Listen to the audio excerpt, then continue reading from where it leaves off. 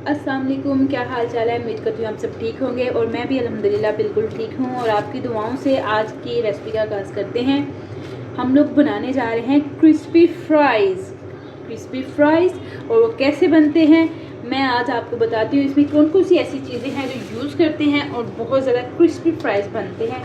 चलें जी शुरू करते हैं। बिस्मिल्लाहिर्रहमानिर्रहीम। ये देखिए जी, इसमें जाएगा मैदा। ये मैंने आलू काट लिए हैं, आप इस तरह साफ़ करके आलू काट लें। और ये देखें जी, मैदा डालेंगे।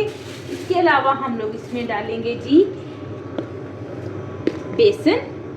ये देखें जी, बेसन जा रहा है इसमें।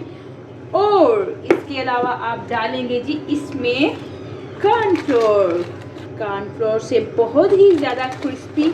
ये 2 स्पून ले लें। ये देखें जी, 3 मैंने डाल दिए इसमें।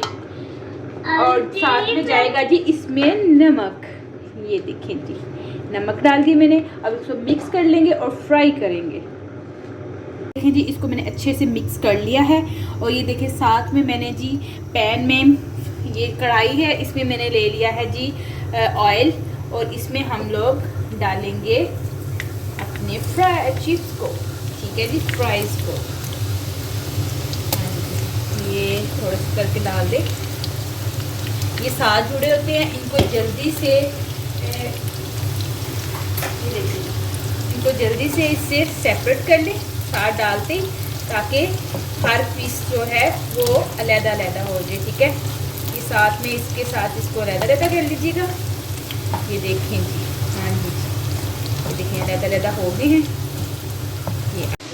ये देखें जी, फ्राई जो हो गए, अच्छे से फ्राई हो गए हैं फ्राइज़ जो है हमारे। ये देखें, और इसको हम लोग अच्छे से निकाल लेंगे। चलें जी निकालते हैं।